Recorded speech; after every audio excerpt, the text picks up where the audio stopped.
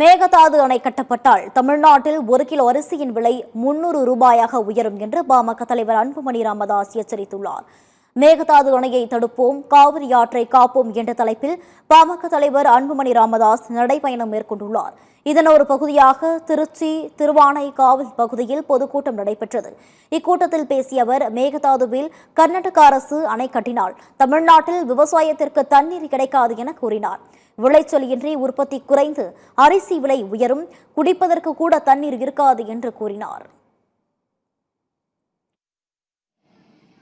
இது விவசாய பிரச்சனை மட்டும் இல்ல, உங்கள் ஒவ்வொருடைய பிரச்சனையும் மீண்டும் மீண்டும் நான் சொல்றேன். நான் குறிப்பா நான் இன்னொன்னு சொல்றேன், பெண்களுக்கு சொல்றேன். ஏமா மேகதாது கட்டடால கட்டிட்டாங்கன்னா அரிசி 1 கிலோ 300 ரூபாய்க்கு உயரும்.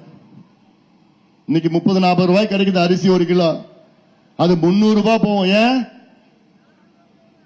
அரிசி நெல்லு கிடைக்காது, இருக்காது, விளையிறதுக்கு தண்ணி இல்ல, விளையிற பகுதியும் குறைஞ்சிடும்.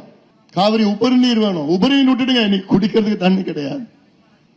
இதுல தமிழக அரசு கவனம் செலுத்தணும். இன்னைக்கு மிகப்பெரிய தமிழ்நாட்டை அச்சுறுத்துகின்ற பிரச்சனை.